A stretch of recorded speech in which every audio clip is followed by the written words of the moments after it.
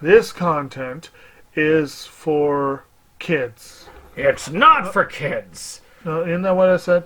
No, it's not for kids. If you are 13 years or younger, this is not for you. Do I have to kill somebody in order to actually make that point across? No, man, you don't have to kill Wait no a one. second. No. We return to our planet. The High Court may well sentence you to torture. He likes movies, we like movies. SeptumSin versus the world.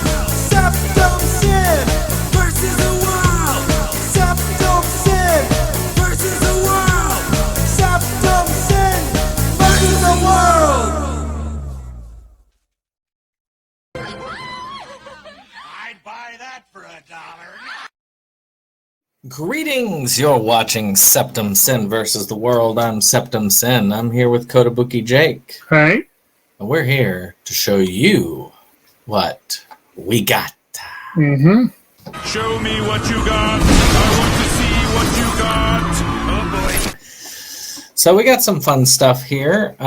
Jake had some really cool finds that I've seen so far, and we're back at our separate corners of the world again, but maybe we'll be back together next week. Right. So, let's see here. Boop.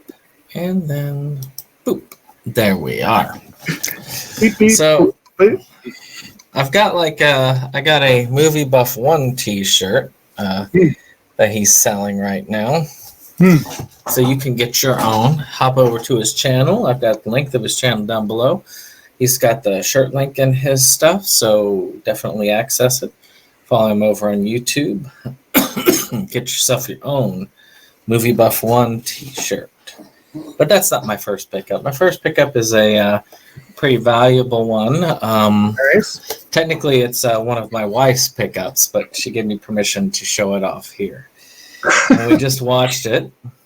And that is Event Horizon did a 25th anniversary release.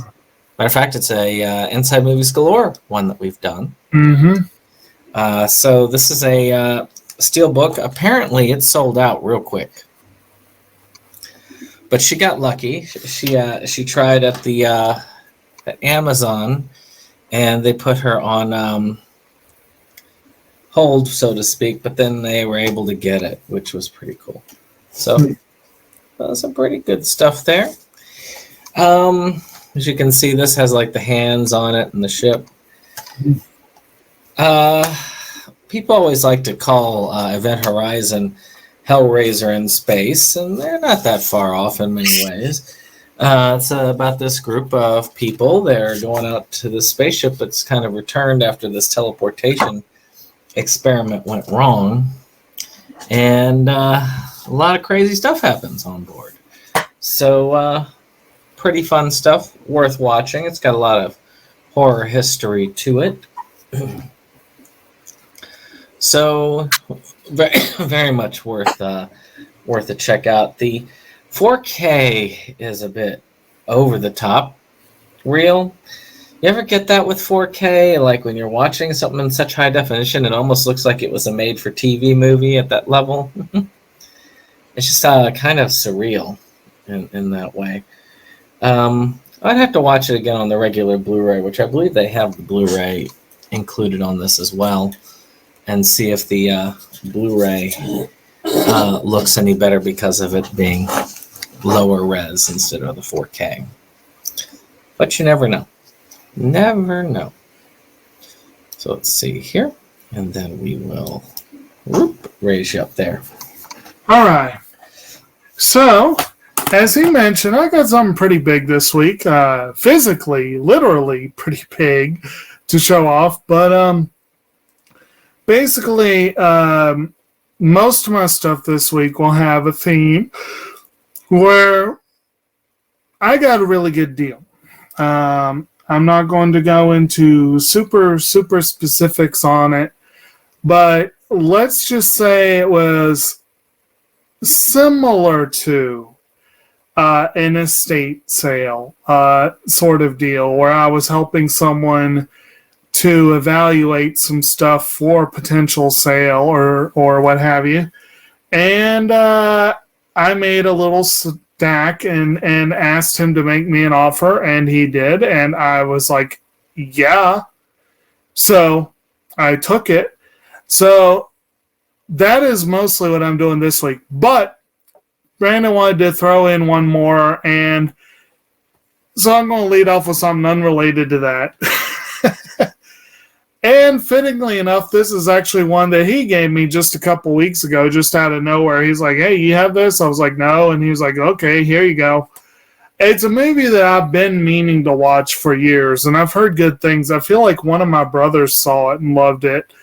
3 guesses to you, Brandon, which one? But it was very well received in certain corners when it came out, and that is a film by starring Jet Li called Unleashed, which also has Morgan Freeman and Bob Hoskins. This is supposedly a very well-made action martial arts kind of film. Quite famously, the fight choreography is by Yuen Wo Ping, who did The Matrix and the Kill Bill movies. And it's directed by Louis Leterrier. Pretty good pedigree there. Anything with Lee Freeman and Hoskins is probably worth a watch just for curiosity value. But like I said, I've heard good things about it. It's always been on my radar. Maybe now I'll finally get around to it.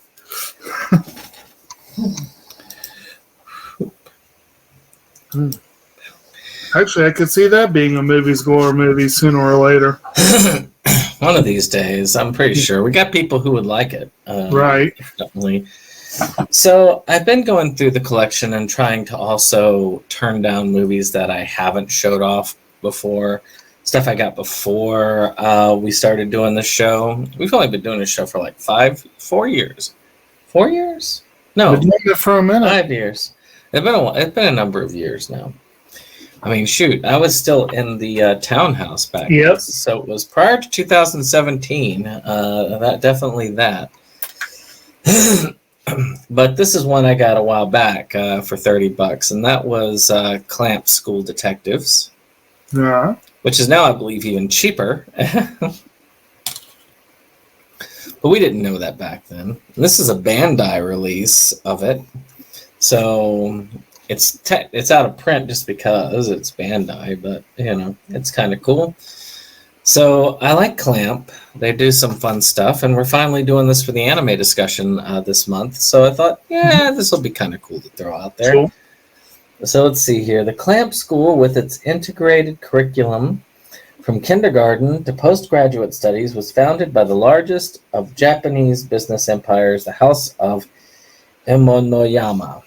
Funded entirely out of its own deep pockets, it was hoped that the school would be a haven for young men and women on whose shoulders our fortune would rest.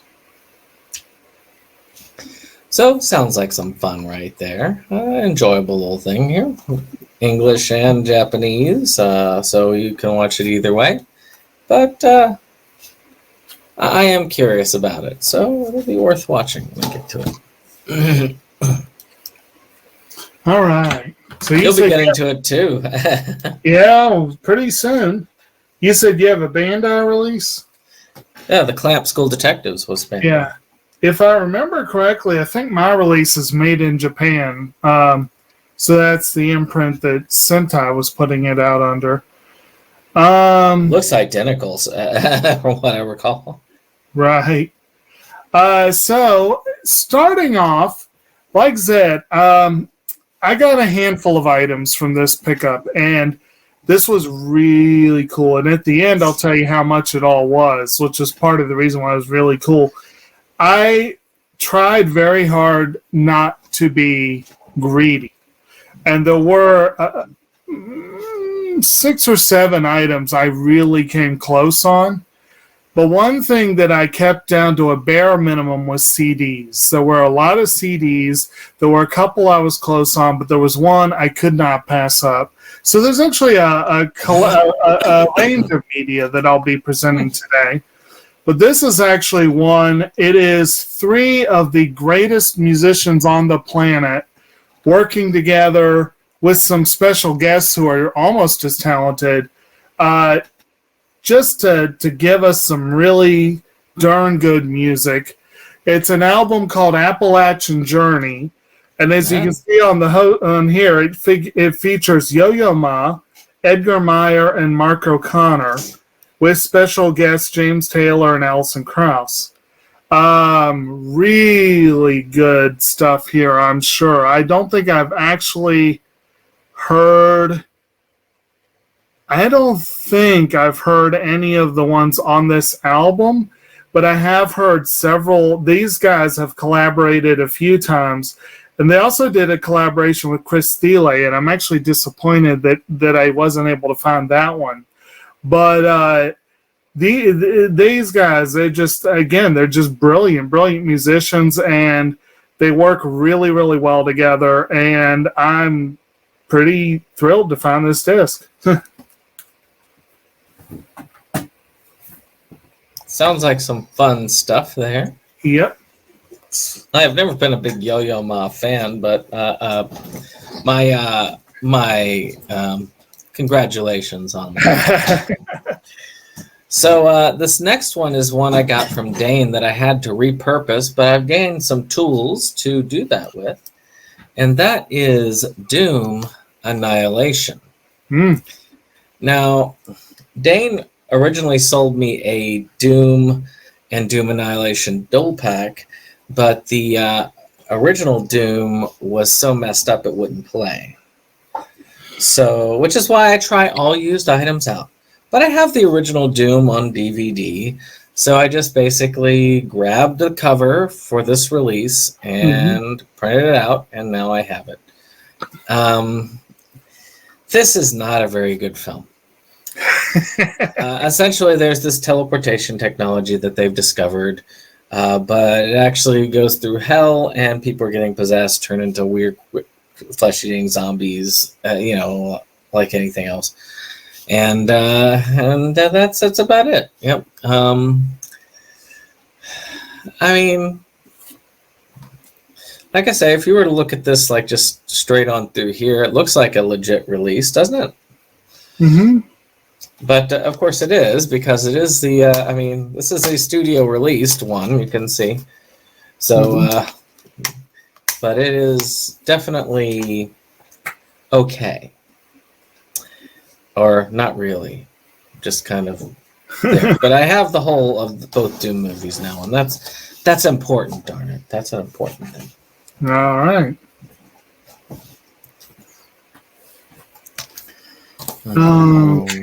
Is where I go? There, yep. And okay. So another thing that caused me some indecision is usually if I find British like Acorn releases or BBC, BBC type productions, but usually Acorn does a lot of the releasing. I think you'll get a few of them that are more mainstream releasing, like the one I'm holding in my hand is a Universal release, and there's probably reasons why it got a more mainstream release. But I usually try to snap those up. A lot of times they're pretty rare in the wild, and they tend to be pricey unless you get kind of lucky. And it took some willpower not to grab several. There were several of these programs that I saw. But I went with the two I needed the most. And the first one is one that I'm very curious about. I've been wanting to watch. It's a series with, it's a 6-part miniseries, basically, based on a book by Gillian Fellows, the creator of Downton Abbey and the writer of Gosford Park, and several novels, of which I've read in a music book called Snobs. Fellows knows a particular group of British society, well, in fairness, several related groups, but he definitely has become sort of the go-to guy nowadays for these kind of stories. And one of his novels, like I said, got made into a miniseries, and that is Belgravia, which I have not seen. I've not heard a great deal about. Kim, is this one you've heard of? Oh, she's not here. Oh, okay. She was there. Oh, okay. I know that your wife is the big Downton fan, so I wasn't sure about this one. How about you? Have you seen this one yet? Not at all. Well, it looks fun, and it is one that I was looking at. I was curious about. Not too familiar with most of these names. I've seen Ella Purnell before. Brana Gallagher sounds familiar. A few of these people sound familiar. But, Tom Wilkinson's in there. Okay, well, there you go. That sold me right there. But, like I said, I've been meaning to read this book, but I've definitely been meaning to check out the series. And if nothing else, it's got, unfortunately, a busted case, and it's a clear case, so it's going to be harder to replace than most. But, again, for the price, yeah. Not bad. Not bad at all. No. Not bad at all. Mm-hmm. So, I've been kind of doing converts lately. I've been utilizing my I've been utilizing my ability to burn Blu-rays to do official releases for people, but that's getting a rest from that and is doing some other things to try and help get these releases. Well, what's the word? Get some stuff that's never made it to DVD. So one such release, I had gotten the others, which you'll see those in the future pickup. But I've been thinking about it in the Meatball series. 1, 2, and 4 have DVD releases. But 3, for some reason, never got a release. Which is very weird because of the casting in this. Maybe the casting is the reason for it. Mm-hmm. Because it does have a young, what's his name? Let's see here. Patrick Dempsey. Huh. You know, and that is Meatballs 3. So there's a couple of different subtitles here. This one's Rudy's Big Challenge, but there's also one that says Summer Job and all that. So I've got this, which is the VHS cover I repurposed for it. You can see it says video cassette down at the bottom. And, you know, I've got this on the side. It's got the little meatballs thing. I used like one of these slim cases because, you know, why not? You know, I'm saving room while I'm here. And then, of course, that's the VHS backside there. But it also has Shannon Tweed in it, which I also knew from, what was it? What was that movie? With, darn it, I can't think of the guy's name. But Rodney Dangerfield, Back to School. He's an English teacher. So, you know, essentially what happens is this nerdy kid, played by Patrick Dempsey, hard to believe about that, by the way, he got this summer job over at this camp on a lake.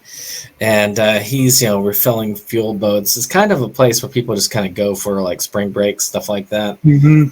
And he just can't score. So this porn star, played by, I think it's Shannon Tweed. Sally Kellerman, sorry. Sally Kellerman. That's the... I don't get my name. She ends up dying mid-act. for the porn stuff, and finds out she's not on the list to be allowed into heaven. So she has to do a good deed, and her good deed is to try and get him laid. So she's going around trying to get him laid while this other wackiness is going on. It's your standard fun 80s comedy. I mean, it was 85 that this came out. I mean, I probably wouldn't have been allowed to watch it, but I'm sure my father watched it. And I'm kind of glad to have it because it allows me to have a complete collection of the Meatball series, at least until they do decide to come out with either a complete collection or at least a proper DVD release. Right. Because this is a VHS rip, so it's at that same quality. So, but still, not a bad looking thing. Works well. I've already tried it out. Fun times. All right. Okay, so my next one up, for me, you could say is also a bit of a space saver, kind of, not a space saver, a placeholder sort of deal, because frankly, it's one I had intended to get on Blu-ray, partly to save space, but again, opportunity knocks. I'm not going to pass up a chance to get it on DVD if I can get it as cheap as it did. There were multiple items that I probably had similar considerations, but this one I want it.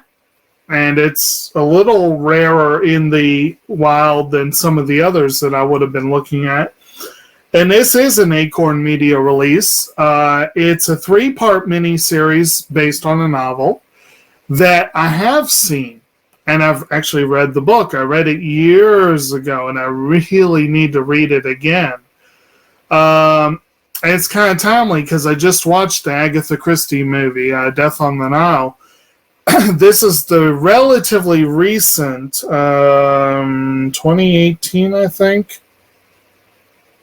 2018, 2016, I guess, re-release, remake of her classic novel, And Then There Were None, which featured a pretty interesting cast. You have Sam Neill, Charles Dance, Miranda Richardson, Maeve Dermody, Aidan Turner, and a number of other folks in there. Bern Gorman, Anna Maxwell Martin, Toby Stevens, Noah Taylor.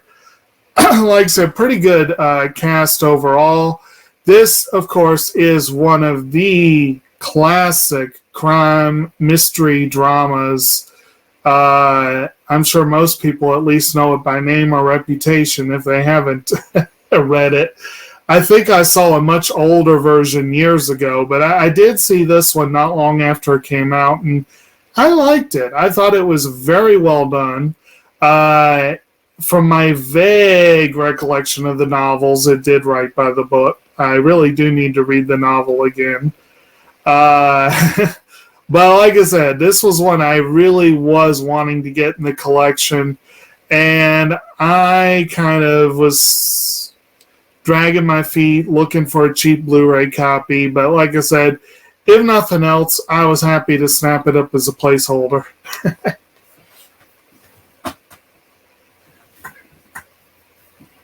Okay. So, X-Strike is a fun group of people. And I went ahead and I started watching on this series. So I said, you know what? I've got it upstairs. I'll go ahead and put it out. And that is their series Off Campus, which is a rather fun one. I had hoped that they'd released all 9 episodes, but this only has episodes 3 through 9. So what I did is I took 1 and 2 because 1 and 2, I guess, were released on cable access, but has so much copyrighted material that it's just not doable for release. So I added those as a separate disc here for it. So now I have all 9 episodes This is now a complete series. Essentially what it is, and really and truly, if you really want to look at it, I would say that they call it kind of season 1.5 because there's some time that went on between episode 1 and 2 and then 3 through 9. They have some different people in the cast. They have they go ahead and say, well, their house burned down and they had to go find a new house. But essentially, at first, a lot of them were students just, hanging around, playing video games, and having weird adventures. Like the first couple episodes are about these zombies that invaded their house, and they're on their couch playing video games all day, and they can't abide the zombies playing the video games too much in their house. So they have them run out. Now, the rest of it, 3 through 9, doesn't have as much copyrighted stuff in it because they play a lot of Soul Calibur too. In that, and you get to see Link ring him out like constantly because, like most people, the best version was the GameCube version because Link was the ring out king. But they're not in college anymore by episode 3, and they're looking for housing. So they all pretend to be students as they move into this new place, which is only able to rent students because of the kickbacks. So that's the whole of it. A bunch of these gamers and having weird adventures in their life there. It's a fun series. I've watched it through once before. And I've been kind of slowly watching through it now. It's a fun one to watch. I've enjoyed it. And it was just fun because that's why I was thinking, man, this must have taken place a long time ago. They kept on saying 2008 to 2010.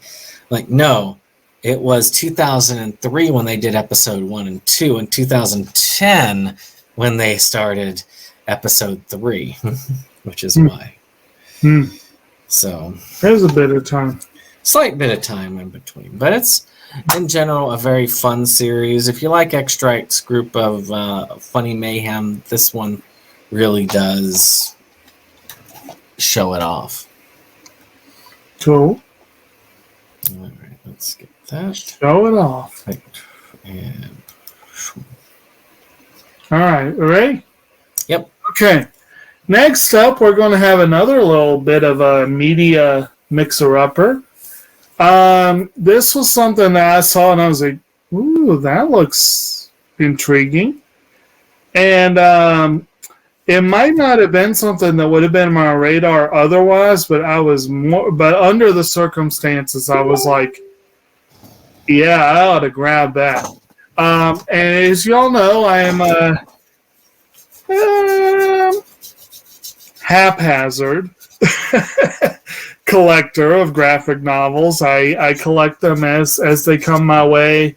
If it's a title I really like and I can find a really good price on it, or once in a while I'll go out of my way and actually pay good money for one just because I feel like I need to get it. And then I'll find ones like this where it's just like, well, why the hell not?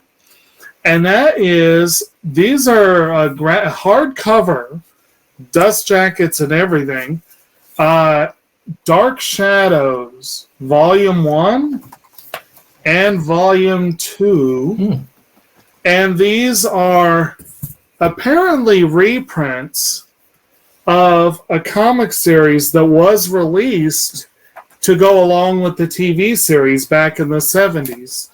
So they're definitely an old story that's in here.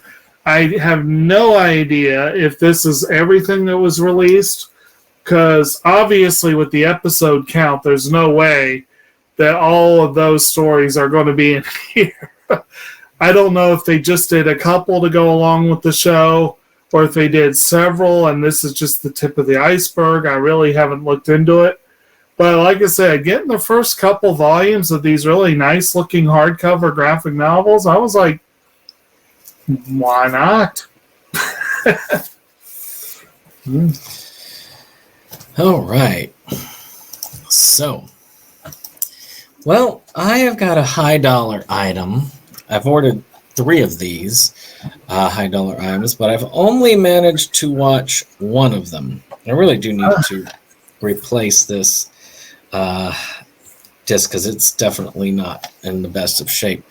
But I watched that Galore documentary. Yeah. And I realized that they did 3 feature films, but they're all out of print. Well, I've got 2 out of the 3, and I've got the 3rd one supposedly coming, but I've only been able to test one of them so far. And that is Galore Skullhead Face. Now, I had to get this because, I mean, they're local, or at least their origins are local anyway. And the people behind this, mostly Dave Brockie and, gosh, I can't think of the name, and I can't read it because the print's so freaking small. And the other one, they're really the children behind Galore. The other guy is the one who's behind almost all of the costuming and stuff like that. But Skullhead Face is the villain in this, and you've got these corporate greed people. And it's very, very nonsensical. There's really not much of a story to it, tell you the truth. It's just Galore being Galore and having mischief. And it's generally a fun, crazy, just in general, well, it's just crazy. Maybe it is kind of suitable that this is kind of a grimy looking thing here because, I mean, that would match with Galore, right? They like grimy stuff. There's a little has a little shiny to it, though. So I'm glad to get a hold of it. It was fun to watch through. I've got a second one that I'm waiting to watch. It's just finding time. And then the 3rd one, which is the one I want the most, which is Phallus in Wonderland, is on the way. I'll have to rip that one for Dane so that he can use it for next year's August in Wonderland. I'm sure that it will be a hit for him. I'm sure. Yes. You get to end us off with like a big one. Yeah. Okay, so every now and then you literally find what could only be called buried treasure. And that is kind of what I found. It was like, actually, I found those 2 Dark Shadows graphic novels. And that was like, wow, that's really cool. That's really cool. And I think it was when I pulled the second one out that I looked and I was like, no freaking way. And I looked again, and then I grabbed it and I lifted it. I was like, yeah, this thing's too heavy. It's definitely what I think it is. So, talking about your high dollar items, there is an item that's been on Brandon's shelf for, I think, longer than we've had this channel. Yeah. You still haven't cracked it open to start watching it. I have You've opened it. Yes. I have not watched it. And I will admit I've been moderately envious, but I never wanted to pay the obscene amount of money one has to pay for it's good amount if you think about the episode count. But anyway, and it is a cool ass set. And that is the Dark Shadows Complete Original Series coffin. That is so cool. It is so cool. Freaking coffin. And then you open it up, and all the DVDs form the body of Barnabas Collins slumbering in his coffin. I opened them up. It looks like they're mostly 6 disc count. So look at that. That many times 6. Oh, like I said, this is a lot of episodes. It was a soap opera. It only ran for about 3 years, but it was a soap opera, and they, by definition, have very high episode counts. It's a little dinged up. There's a couple of scratches, a lot of scuffing on the box, but still, I mean, some of the box sets, like my Eva box and my Black Lagoon set, my Ergo Proxy, look a lot worse than this does. And this usually runs, what is it, like a couple hundred was like the retail, I think. And God knows what the price typically is now. So you see why I didn't get it before. Yeah. But, so, as promised. I got it on like original release. Yeah, you got it not long after it was out. I'm sure you got it on sale. You always do. But It was good though. It was it's worth having it just because it's a bragging rights thing. And this, like I said, is also a bragging rights thing. So I got this big box set, these 2 hardcover graphic novels, 2 British miniseries, and a really great CD. And I told the guy I was working with to name his price, and he gave me that whole stack for $30. I'm like, can't argue with that. But I mean, hell, the graphic novels alone would probably retail for $30. You know, probably more than that. So that's that was pretty cool. I was very, very excited about that. I'm going to keep an eye out. I may get an opportunity to pick out some of the other stuff later on, but again, I didn't want to be greedy on the first go round. But you know, every now and then you see an opportunity, you just gotta. Right? Well, with that being said, I hope you've enjoyed this. Of course, if you did like that, subscribe, share. Check out, I'm going to put us up like this. Check out Movie Buff One's shirt. I would say get a copy of Shackle Demon, but that ship has sailed.